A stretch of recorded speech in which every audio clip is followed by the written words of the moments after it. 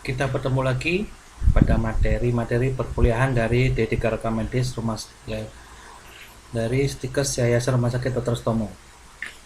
Kali ini kita akan membahas mengenai patologi sistem saraf. Tanda dan gejala pada sistem saraf berpengaruh banyak pada sistem karena fungsi saraf berpengaruh pada semua organ. Jadi dia adalah komunikasi dan mengumpulkan informasi dengan bagian tubuh lainnya. Tanda-tanda gejala kelainan pada sistem saraf. Yang pertama adalah amnesia. Kita bisa lihat di sini. Amnesia adalah kehilangan memori karena kerusakan otak atau trauma emosional berat. Amnesia. Kemudian apasia. Kehilangan atau kekurangan kemampuan untuk melakukan atau mengerti percakapan. Bentuk yang lebih ringan dari apasia adalah dispasia atau dysarthria, ya. Lebih ringan dari apasia. Dysarthria adalah contohnya adalah cadel, ya. Kesulitan artikulasi percakapan itu adalah dysarthria. Asthenia. Ini adalah tubuh itu lemah, ya, itu adalah asthenia, kelemahan pada tubuh. Ataksia,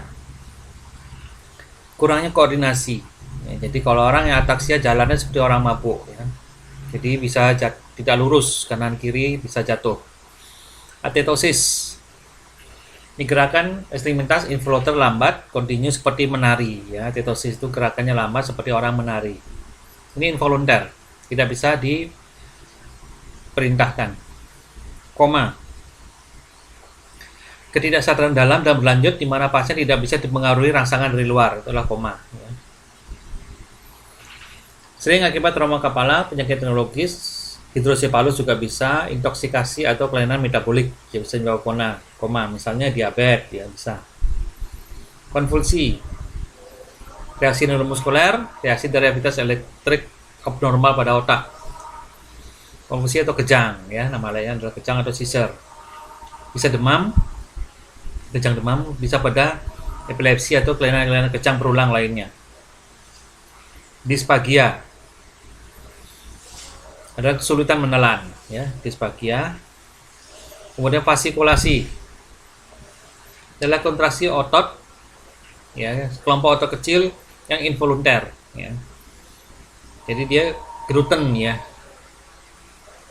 bisa di macam-macam di otot-otot tubuh.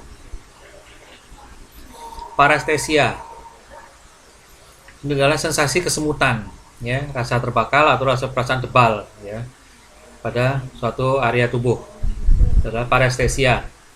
Spasme, kontraksi otot involunter yang mendadak, misalnya ikaf, ya, ikaf itu adalah.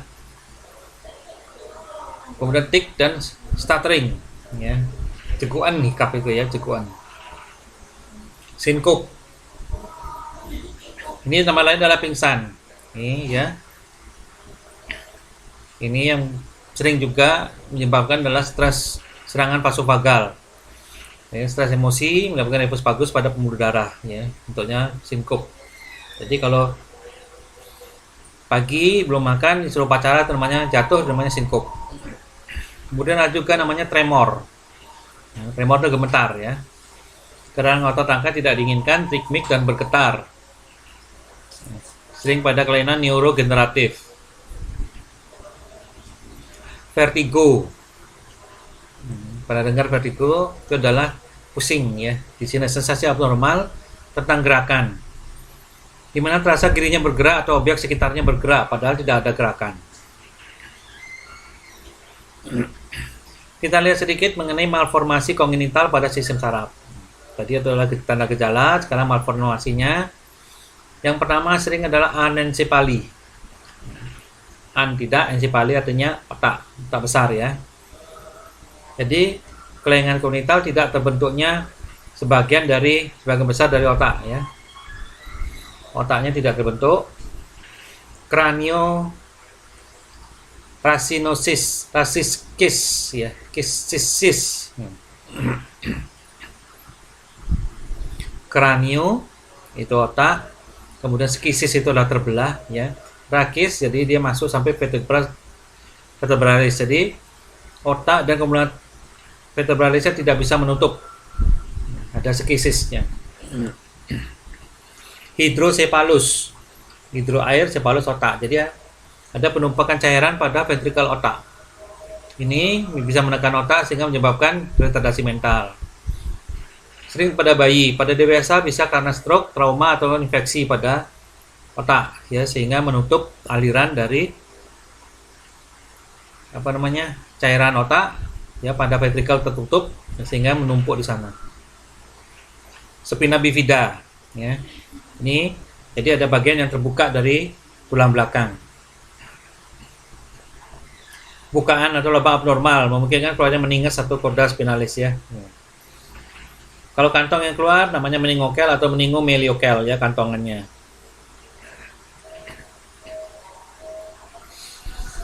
Kemudian kelainan pada saraf juga sering adalah trauma. Ya. Trauma pada kepala, yang paling pertama adalah concussion. Ini nama lain adalah gegar, ya. Orang bilang gegar otak. Cedera kepala serius dan dengan beberapa hal berikut seperti, ya, kehilangan kesadaran, ya, sering amnesia, kejang atau berubah status mental. Itu gejala akhir dari gegar otak. Ya. Kemudian lebih berat dari concussion adalah kontusio, memar otak. Ya. Ini adalah memar pada otak, ya. Cukup kuat dengan menyebabkan memar otak. Sehingga mengenai permukaan otaknya ada ekstravasasi darah. Jadi ada sedikit darah di sana, ya. Ada perdarahan. Ini biasanya lebih lanjut dari gegar otak. Hematoma. Jadi pada kepala bisa terjadi penumpukan darah, ya. Mengumpal dalam satu organ, jaringan teruang akibat pecahnya dinding pembuluh darah. Kalau dia berada di atas dura mater, itu namanya adalah hematoma epidural. Bila berada di antara dura mater dan meninges arachnoid, itu namanya adalah subdural, ya. Kalau di bawah dura mater namanya subdural. Ini sering juga disebabkan oleh trauma otak, ya, cedera otak, yaitu TBI, traumatic brain injury, setelah kecelakaan bisa sering. Jadi ini dura mater, epidural, ya. Ini epidural, jadi adalah perdarahan epidural. Ini dia di bawah dura mater, di dalam otak, ya. Ini intracerebral hemorrhage, ya, di dalam otak, di bawah dari epidural. Ini, ya, di bawah dura mater, jadi namanya subdural, ya. Kemudian pada suatu gegar otak, kita ada skala namanya Glasgow Coma Scale untuk mempertimbangkan dia tingkat beratnya kelainan, ya. Untuk tingkat kesadaran pasien kita nilai ini secara objektif. Menggabungkan beberapa skor, nilai paling kecil adalah 3.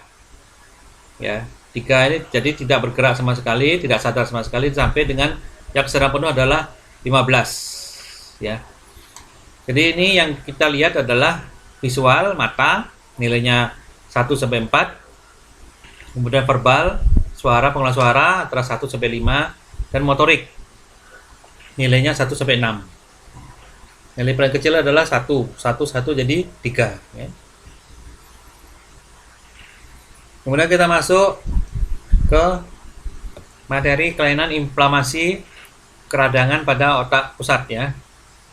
Yang pertama adalah encephalitis. Encephal, otak besar, itis, radang. Jadi peradangan pada otak. Ini sering disebabkan oleh virus, ya, yang oleh nyamuk yang terinfeksi, ya. Ada nyamuk yang menyebarkan virus penyebab encephalitis. Kemudian berikut adalah meningitis. Jadi ini radang pada meninges, ya. Infeksi peradangan pada selaput limuti otak atau sumsum tulang belakang. Ini paling sering karena oleh virus, ya. Tapi juga kadang-kadang oleh bakteri atau jamur.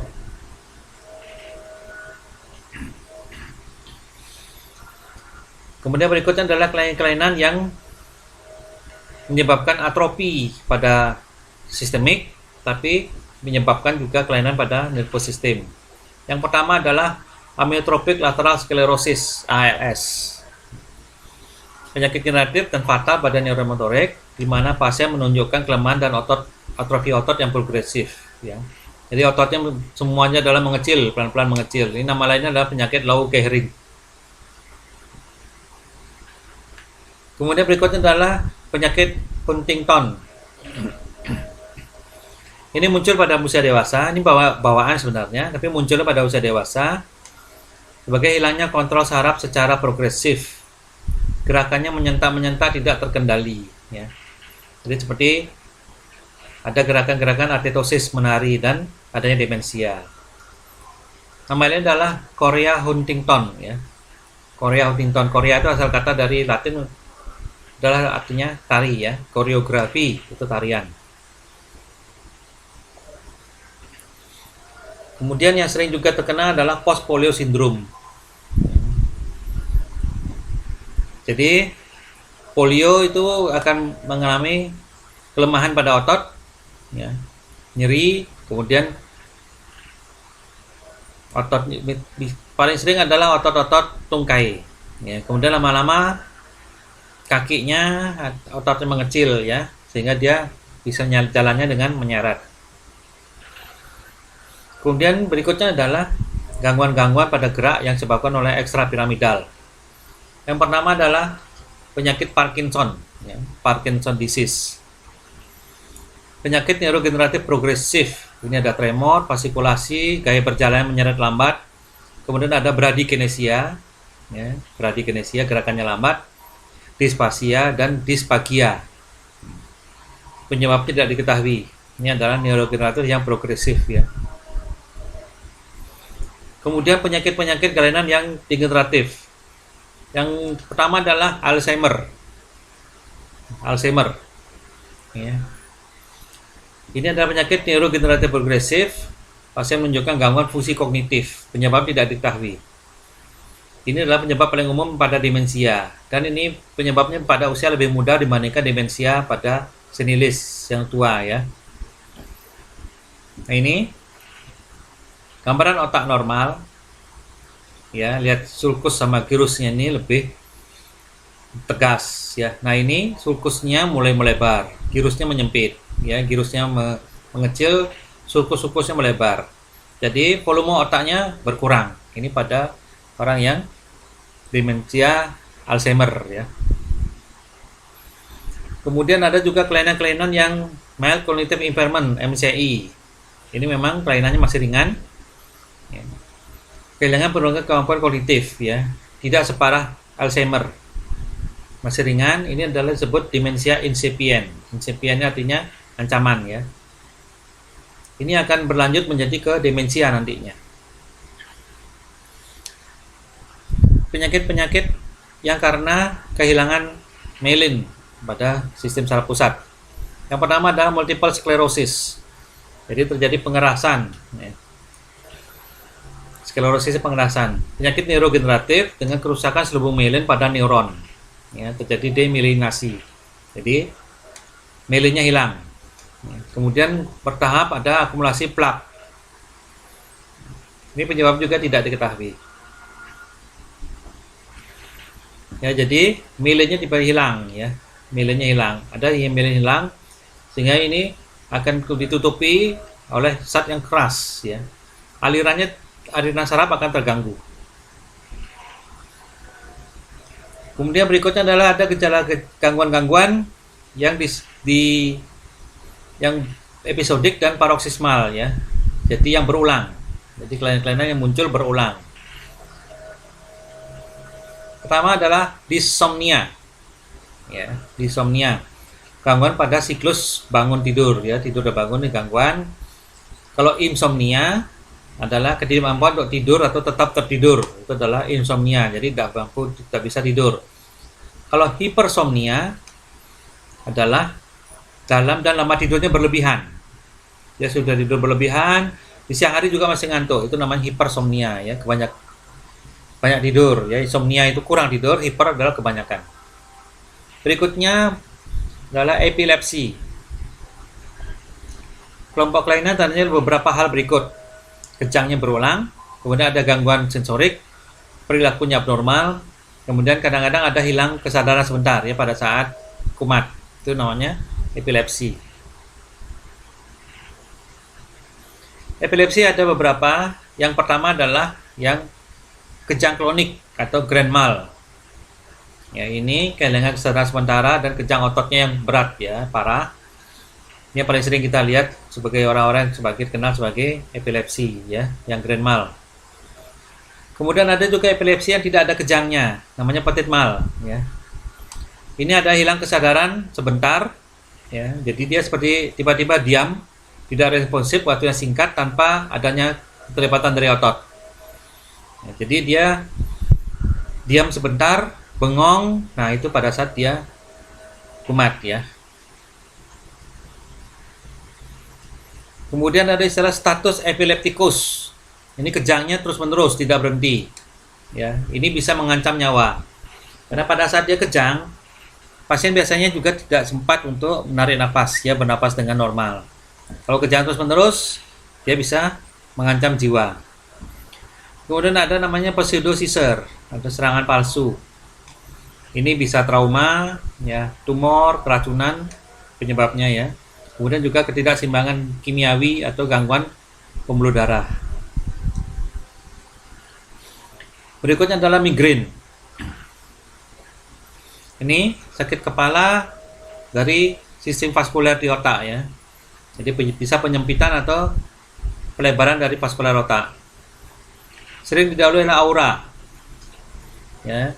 Jadi ada sensasi cahaya atau cahaya lebih terang kelihatannya lebih hangat. Nah, itu namanya aura. Kemudian kalau dia tidak bisa diobati, dia disebut dengan status migranosus. Kalau lebih dari 72 jam tidak hilang namanya status migranosus ya. Itu sudah golongan yang intractable, sulit diobati. Kemudian berikutnya adalah narkolepsi. Ini adalah serangan tidur yang mendadak. Jadi tiba-tiba dia tertidur ya. Kemudian ada juga istilahnya adalah katapleksi, yang hilangnya tonus otot yang mengakibatkan kolaps tanpa kehilangan kesadaran. Itu namanya katapleksi. Kalau narkolepsi itu adalah tiba-tiba dia tidur. Katapleksi hilangnya tonus, ya bedakan. Dan yang sering juga ada di sini adalah namanya TIA, transient ischemic attack. Ini adalah iskemia sementara jaringan otak karena adanya oklusi dan dari trombus dan atau embolus ya. Atau pendarahan. Jadi ini hanya sementara. Dia penyumbatan, kemudian tiba-tiba dia lepas lagi penyumbatannya sehingga aliran kembali ya. Ini bisa saja kelumpuhan, kelemahan, cacat, ya, sensorik. Dia kurang dari 24 jam. Setelah itu dia akan kembali. Kalau berlangsung lama, itu akan menjadi stroke yang berlanjut ya. Kemudian kita lihat kelainan-kelainan pada saraf dan akar saraf dan plexus. Yang pertama adalah Bell's palsy. Ya, ini kelumpuhan pada saraf facialis ya, saraf ketujuh. Penyebab tidak diketahui, biasanya sembuh sendiri bisa dalam waktu 6 bulan. Kalau diobati bisa dalam waktu 2 minggu bisa sudah kembali normal ya kalau diobati dengan bagus. Jadi ini Bell's palsy. Kalau sudah berlanjut, ini bisa menyebabkan kecacatan ya. Kemudian carpal tunnel syndrome, CTS singkatannya. Cedera kompresi atau nyeri berfluktuasi, mati rasa, parestesia pada tangan karena kompresi saraf median di pergelangan tangan. Jadi sini ya, saraf sini dia ketekan di sini. Nah, ini rasa hilang ya, mati rasa. Ini saraf medianus, dia diketekan ya dengan ini tendon ini fascia sini diketekan sehingga yang terpengaruh ini adalah 4 jari ini terpengaruh ya. Kausalgia, algia itu nyeri ya. Jadi nyeri seperti nyeri terbakar ya, tapi ini harus dicari dia saraf keberapa yang kena ya. Ini biasa di kulit rasa seperti nyeri terbakar. Kemudian meralgia parestetika. Ini kalau rasa terbakar tadi itu ada di bagian paha ya. Karena ada cedera pada saraf femoralis, jadi kondisi pahanya seperti terbakar dan kesemutan. namanya meralgia parestetika. Kemudian jenis neuralgia yang lain adalah neuralgia trigeminus, ya, trigeminal neuralgia. Ini karena pada saraf kelima yang kena. Ini biasanya suatu sisi wajah. Sakitnya episodik dan intens sekali, ya, nyeri. Nama lain adalah tic dolorok. Tic dolorok, ya, nama lain dari trigeminal neuralgia. Jadi cabang-cabangnya ini bisa kena, ya. Jadi nyerinya bisa dari atas ke bawah, ya.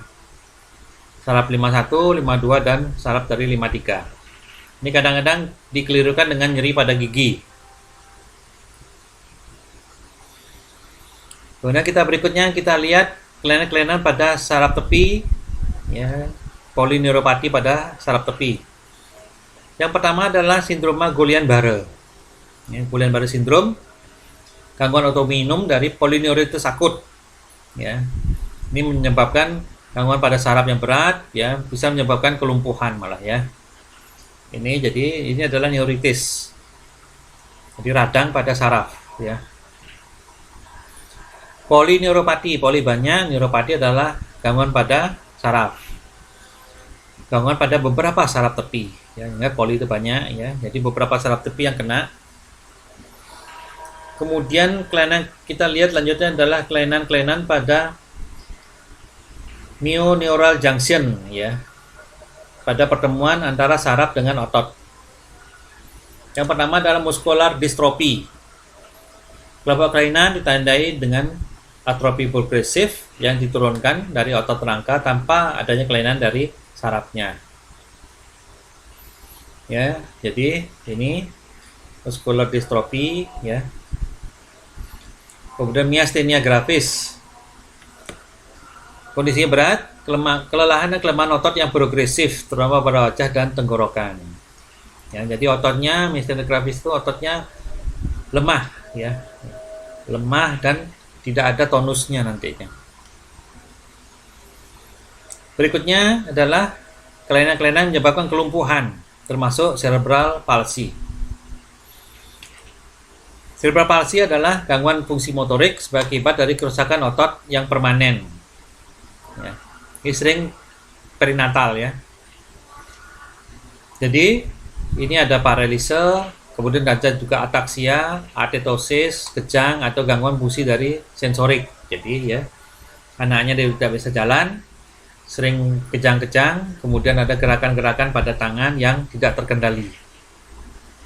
Cerebral palsy. Kemudian diplegia. Di artinya dua. Jadi kelumpuhan bagian-bagian tubuh yang sama di kedua sisi tubuh. Ya.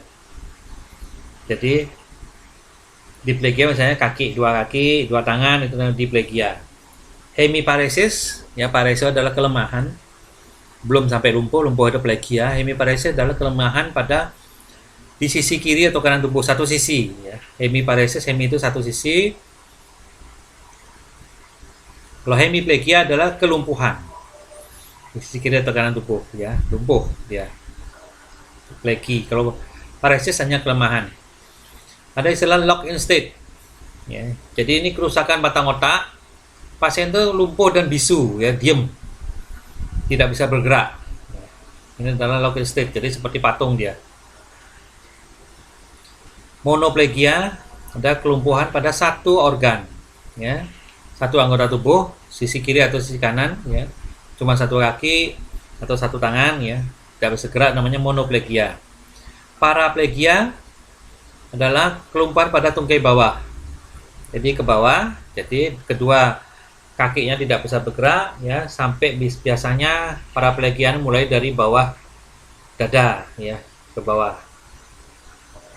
Quadriplegia ini kelumpuhan pada lengan, semua lengan, kaki, dan batang tubuh. Jadi ini kelumpuhannya mulai dari leher ke bawah. Itu quadriplegia. Quadriplegia, bawah semua. Hemiplegia di setengah.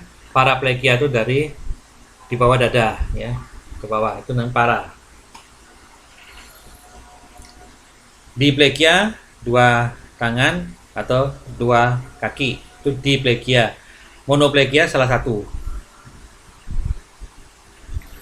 Kita lihat sedikit kelainan-kelainan saraf pada otak. Ini sedikit. Yang pertama adalah astrositoma. Tumor dari sel-sel glial bentuk bintang, ya. Meskipun namanya astrositoma, oma itu jinak, tapi pada tingkatan tinggi dia bisa ganas, ya. Yang tingkat 4, grade 4 disebut dengan glioblastoma multiforme. Ya, meskipun namanya oma, tapi ini ganas, ya. Glioblastoma multiforme itu adalah kanker astrositoma stadium 4, ya, grade 4. Ependymoma, ya, ini adalah tumor-tumor sel dari sel yang melapisi ventrikel otak. Kemudian medulloblastoma, ya, medulloblastoma muncul dari jaringan embrio di otak kecil, ya, dari medula otak, sering pada anak-anak. Meningioma, ini tumor yang berasal dari meninges, ya, ini biasa jinak, tapi meskipun jinak, ini tergantung ukuran lokasinya, karena dia akan menekan otak ke dalam, ya, akan menyebabkan kelainan. Jadi meskipun dia jinak dari meninges, tapi dia menekan dari otak. Ini akan mempengaruhi fungsi dari otak di bagian tersebut. Kemudian neuroblastoma. Ini timbul dari sistem saraf otonom, kadang-kadang dari medula adrenal juga, ya. Neuroblastoma adalah tumor yang ganas. Ini biasanya terjadi pada anak-anak usia di bawah 10 tahun. Tumor lain pada sistem saraf tepi adalah ganglioneurioma, berasal dari sel-sel sistem saraf otonom jinak, ya, ganglioneurioma. Kemudian neurofibroma, tumor jinak, dia berasal dari jaringan mengelilingi selubung saraf, ya, dan manifestasinya adalah muncul pada kulit sebagai benjolan-benjolan, ya, yang paling berat biasanya muncul, bisa orang itu sebut seperti manusia akar, ya, itu adalah neurofibroma. Kalau banyak namanya neurofibromatosis, ya, kalau banyak. Schwannoma, bisa dilihat schwannoma, jadi dia berasal dari sel-sel Schwann, ya, yang myelin. Ya, paling sering malah ditemukan pada telinga dalam, ya. Yang paling sering adalah dari vestibuler, schwannoma vestibuler. Itu adalah patologi dari kelainan-kelainan pada saraf. Sekarang kita lihat sedikit mengenai prosedur pada sistem saraf, ya. Yang paling pertama sering dilakukan adalah cerebral angiografi. Ini adalah ronsen untuk arteri cerebral, masuk karotis internal, ya. Di foto setelah kita memasukkan media kontras. Ini disebut juga arteriografi cerebral. Jadi akan terlihat jaringan pembuluh darah di otak, ya. Jadi kita memasukkan zat-zat yang kontras, ya. Ini kelihatan alirannya. Jadi kita bisa tahu di mana dia tersumbat atau pecahnya. Ya, bisa kelihatan dia ada aneurisma misalnya. Kemudian ada percabangannya, ya. Mulai dari arteri karotis komunis akan kelihatan. Kemudian kemotalamektomi, ya, ingat, kemo artinya kembang kimia, talamo, ya, jadi talamus, dan ektomi, pengangkatan, ya. Jadi bagian talamusnya dihancurkan dengan memasukkan bahan kimia. Ini ada beberapa bagian talamus yang sudah diketahui dihancurkan untuk mengobati Parkinson atau Huntington, ya. Ini sudah dilakukan.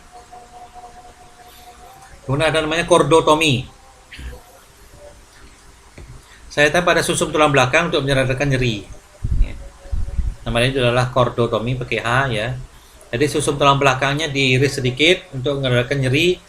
Jadi sensasi nyeri dari saraf tersebut dihentikan. Kemudian kraniotomi adalah membuka insisi ke tengkorak, ya. Jadi untuk masuk melalui pendekatan ke otak, mengurangi tekanan intrakranial, gitu, ya. Nama lain adalah trepanation, ya. Trepanation, kalau kita sering disebut dengan trepanasi. Nama lain adalah trepanasi. Kemudian pemeriksaan tendon-tendon refleks. ini dengan memukul tendon ya. Jadi kita memeriksa refleks dengan tendonnya dipukul. Ini pada pemeriksaan untuk kasus-kasus CVA sama TIA ya, kelainan-kelainan pada otak.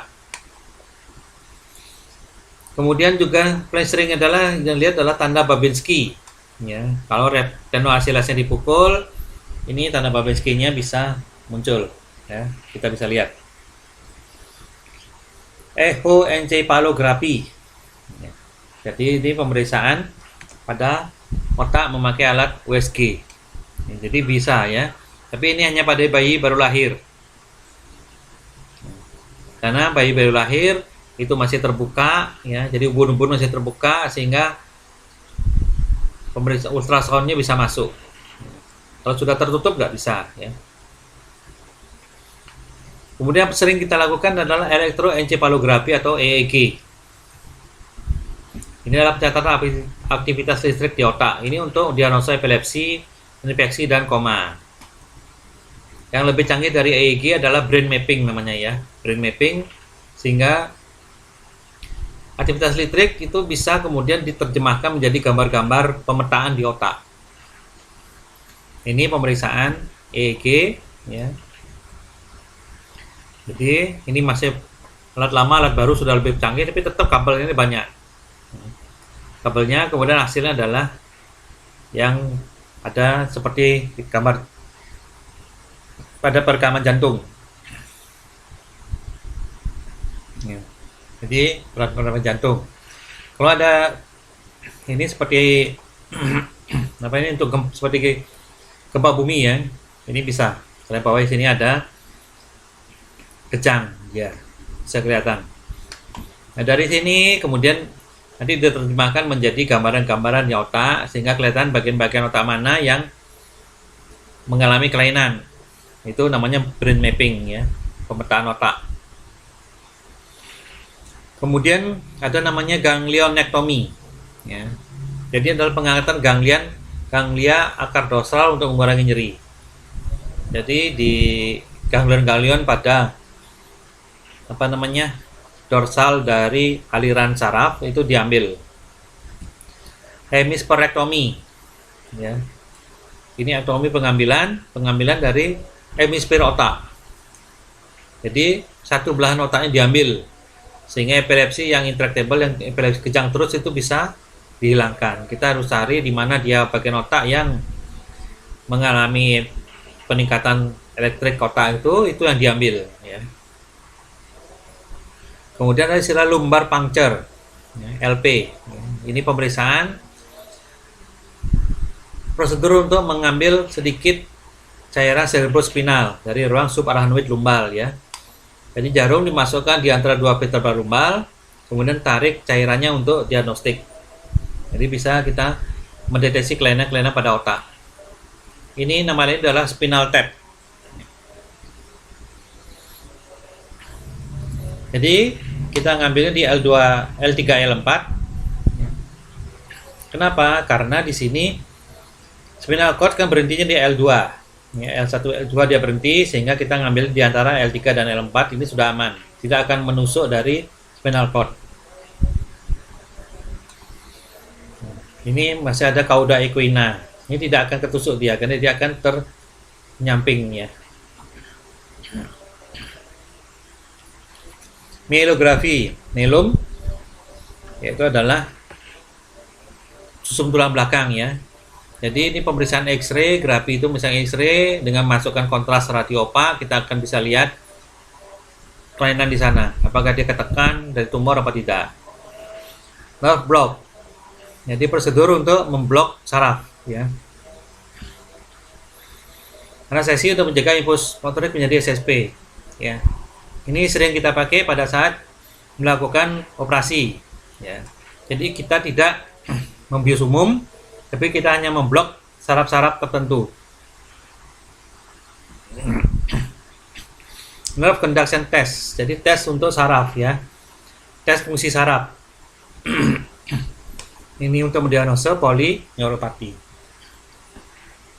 Neurektomi, ektomi, jadi pengangkatan eksisi bagian seluruh saraf untuk meredakan nyeri. Ya. Neorexerexis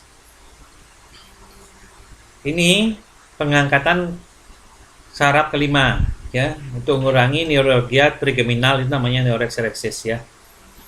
Jadi diangkat sarafnya, saraf kelimanya diangkat.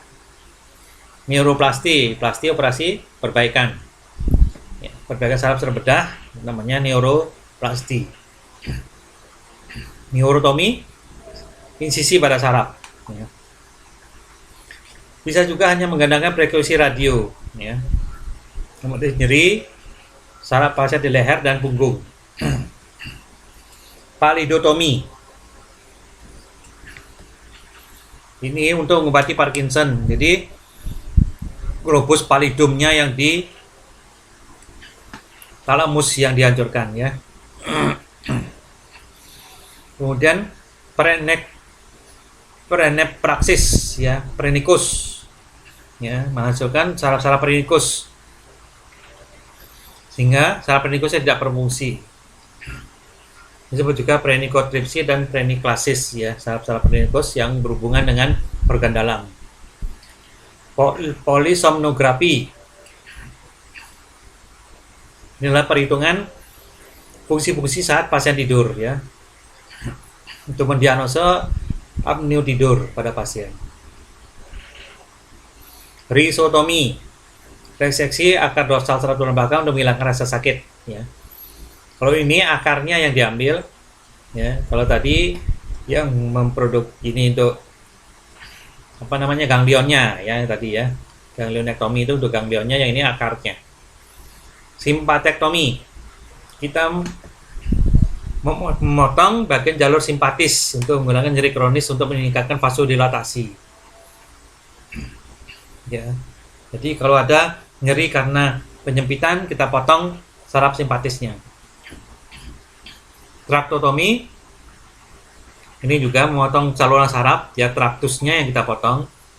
Lebih tinggi lagi pemotongannya, ya, mengurangi rasa sakit. Kemudian TENS, transcutaneous electrical nerve stimulation.